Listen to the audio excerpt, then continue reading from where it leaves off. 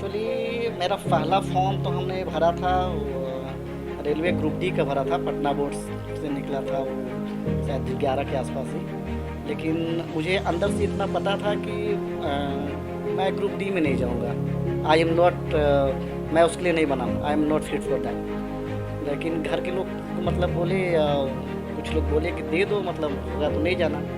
तो हमने प्री दे दिया था उसका। बहुत अच्छे मतलब मार्क्स आए थे, हमारा रिजल्ट भी हो गया था।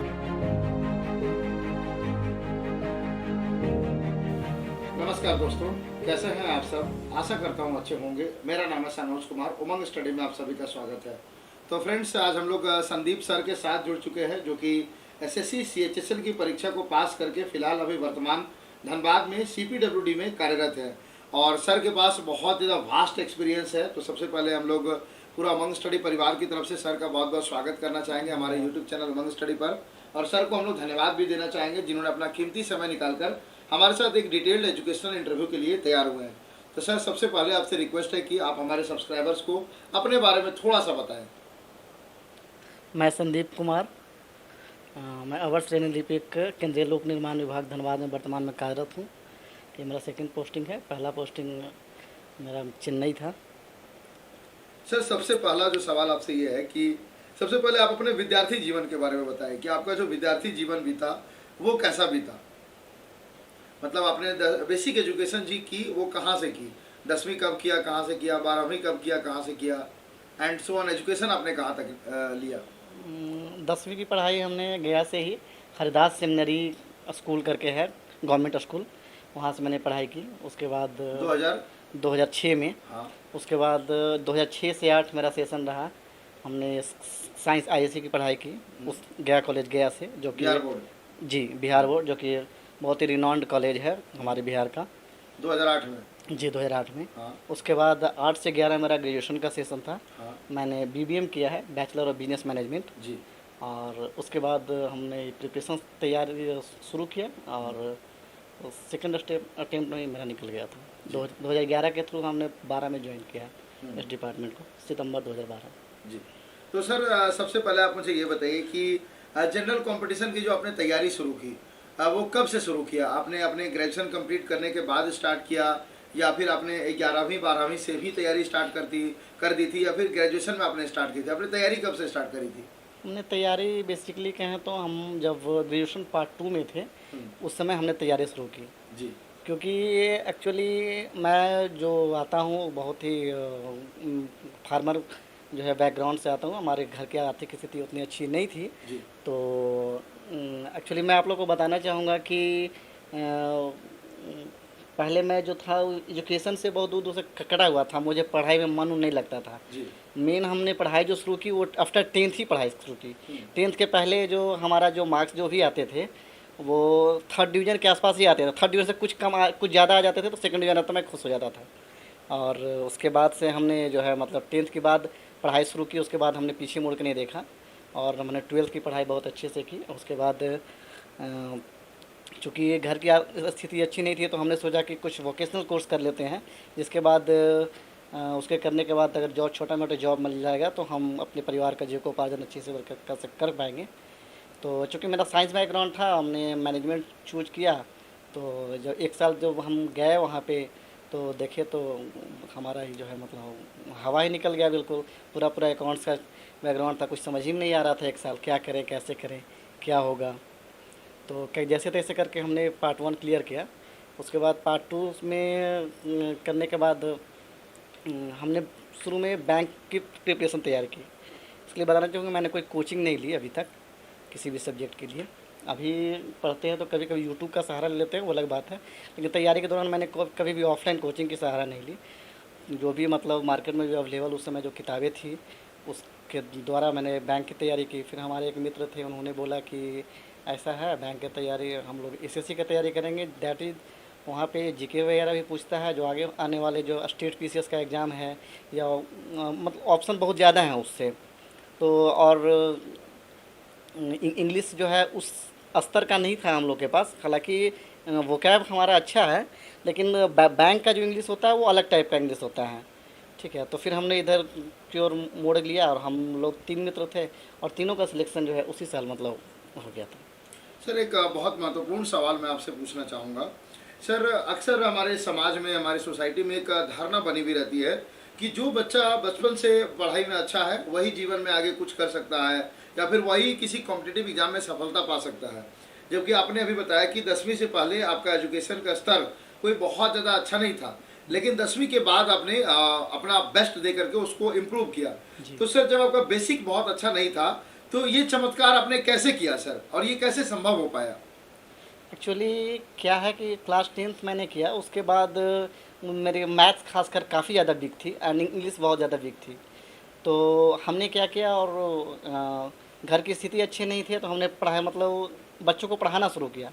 सबसे पहले मैं छोटे बच्चों को पढ़ाता था 1 से लेकर 6 तक। तो क्या किया, उनकी सारी किताबों को मैं ले करके पहले एक्चुअली क्या है कि अभी कोई 1 क्लास का बच्चा है, उसको जो सिलेबस कंप्लीट करने में साल भर लगते हैं, आप जो है उसको 2 घंटे में कर सकते हो। तो वैसे करके मैंने 1 से लेकर के सारे लगभग क्लास 10 तक जो है जितनी भी किताबें थी, मैंने सिर्फ एक बार सरसरी निगाह से उसको देखा। तो जिसके कारण जो है काफ़ी ज़्यादा कॉन्फिडेंस बूस्टअप हुआ हमारे में, और हमने क्लास 10 तक के बच्चों को पढ़ाना भी शुरू कर दिया, और उसके बाद फिर सब कुछ सही हो गया। बेसिकली कह सकते हैं कि जो आपने बच्चों को पढ़ाने का जो आपका डिसीजन था हाँ। वो आपका एक टर्निंग पॉइंट था। जी। जी। अगला सवाल है, कहीं ना कहीं सर अभी आपने जिक्र किया कि आप एक फार्मर फैमिली के बैकग्राउंड से आते हैं, और हमारे सब्सक्राइबर भी जो मैक्सिमम सब्सक्राइबर है वो कुछ सब्सक्राइबर हमारे बिहार से भी है। तो सर बिहार में एक धारणा बनी हुई है कि हम लोग एसएससी की तैयारी नहीं कर सकते हैं क्योंकि एसएससी में इंग्लिश आती है। बिहार के बच्चे बहुत ऐसा लगता है कि डरते हैं इंग्लिश से। तो आपने इस इंग्लिश के डर को कैसे भगाया सर, और मतलब कि एसएससी में आपने सफलता भी पाया, तो ये इंग्लिश का जो डर है सर, ये स्टूडेंट्स के मन से कैसे भागेगा ये इंग्लिश का डर? इंग्लिश की कहानी के पीछे एक बहुत रोचक कहानी है जी, मैं चाहता हूँ सर बिल्कुल जो मैं बताएं। साझा करना चाहूँगा। एक्चुअली हमने बताया कि बहुत अच्छा हमारा बैकग्राउंड नहीं था, लेकिन हम लोग क्या थे कि मतलब सरकारी स्कूल में पढ़ते थे। हमारे 2 मित्र हैं, एक मेरा मित्र जो है अभी सेल में है, बोकारो में, रितेश कुमार ओझा जिनका नाम है। तो हम लोग उस सरकारी स्कूल में पढ़ते थे, तो हम लोग जो है मतलब साथ में मतलब पढ़ाई किया करते थे। और उसके पहले मैं क्या बताऊं, मैं दुकान चलाता था। मैं पढ़ता वढ़ता नहीं था, मेरे दुकान थे, हम दुकान चलाते थे। तो उसने बोला कि देखो पास तो हो जाएंगे, लेकिन फर्स्ट डिवीज़न नहीं आएगा तो बड़ा दिक्कत हो जाएगा। तो फिर हम लोग दोनों मिल के कोचिंग ज्वाइन किया। तो कोचिंग ज्वाइन किया हम लोग, लगता है 3 महीने या 4 महीने कोचिंग में पढ़े। उसमें एक टीचर्स ने हमसे एग्ज़ामिनेशन, मैट्रिक का एग्ज़ामिनेशन, उसके लगता है कि 10-15 दिन पहले ही उन्होंने अंग्रेजी का कुछ ट्रांसलेशन लिखवाया। तो मुझे इंग्लिश आती नहीं थी, तो उसमें से 10 में से हमने सारा का कंटिन्यूअस में ही बना दिया, प्रेजेंट कंटिन्यूअस में। तो मेरा गलती से 2-3 सही हो गया है, और बाकी लोग का जो है मतलब ज़्यादा सही हुआ। उस दिन टीचर ने मुझे बहुत डांटा, मुझे बहुत बुरा लगा। मुझे लगा कि मैं इंग्लिश पढ़ूँगा और मैं इस व्यक्ति से मैं इंग्लिश ज़्यादा जानूँगा। तो उसके बाद हमने सोचा कि अभी तो एग्जामिनेशन में 10 दिन बाकी है, 15 दिन बाकी है, और इंग्लिश चूँकि हमारे बिहार में कंपलसरी सब्जेक्ट नहीं होता, उसका मार्क्स जो है मतलब वो पर में नहीं जोड़ा जाता है। तो हमने सोचा कि आगे से जो है जब पेपर दे लेते हैं मैट्रिक का, उसके बाद से चूँकि हमारी इंग्लिश अच्छी नहीं थी, फिर भी हमने आईएससी इंग्लिश से किया कि मैं इंग्लिश में ही करूँगा, इंग्लिश से ही पढ़ूँगा। और हर मतलब कोचिंग करने के बाद जो भी मतलब वर्ड मीनिंग्स नहीं आते थे हमको, उसको हमने नोट करना शुरू किया कॉपी में, और उसके बाद धीरे धीरे करके हमारा इंग्लिश इम्प्रूव हो गया। तो बेसिकली आपके इंग्लिश के जर्नी को समराइज करें तो आपने जो आपकी कमजोरी थी उसको एज ए चैलेंज के तौर पे लिया, जी। और उस चैलेंज को एक्सेप्ट किया, और एक्सेप्ट ही नहीं किया बल्कि आपने एक बहुत ही बहादुर भरा डिसीजन लिया कि आपकी इंग्लिश कमजोर होने के बावजूद भी आपने 12th में इंग्लिश लिया। क्योंकि कहीं ना कहीं लोग मतलब कि पीछे हट जाते हैं, हम क्यों रिस्क लें, 12th में बिना इंग्लिश के कर लेते हैं, जब इंग्लिश सीखना होगा तब सीखेंगे। तो ये कहीं ना कहीं जो भी जिस चीज़ को सीखना चाहते हैं, एक टर्निंग पॉइंट पे आपको डिसीजन कहीं ना कहीं लेना पड़ता है कि नहीं अब हम इसको फेस करेंगे और इस प्रॉब्लम को ओवरकम करेंगे। अब थोड़ा सा हम लोग आगे बढ़ते हैं सर। तो जो सबसे पहला कॉम्पिटिटिव एग्जामिनेशन था वो कौन से परीक्षा में आप बैठे थे सर, और उसमें सफल हुए थे या फिर असफल हुए थे? मेरा पहला एग्जामिनेशन जो था वो ये CHSL का ही था। मुझे याद है उसका उस समय शायद 2009 की बात है। 2009 या 10 की बात है।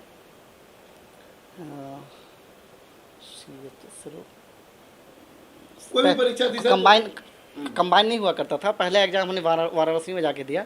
चूँकि कॉल लेटर ही हमारे पास आया था लगभग 5:30 बजे के आसपास। एडमिट कार्ड की उस समय ऑनलाइन की सुविधाएं नहीं थी।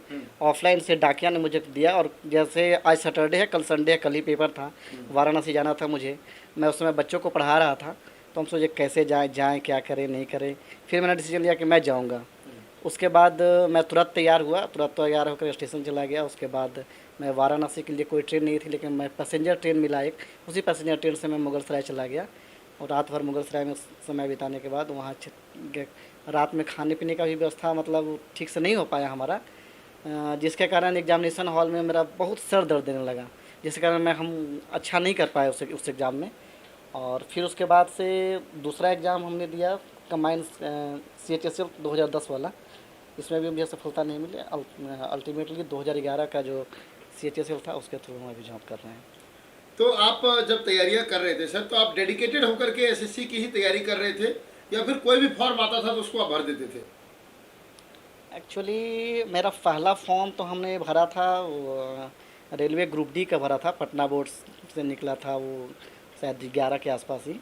लेकिन मुझे अंदर से इतना पता था कि मैं ग्रुप D में नहीं जाऊंगा।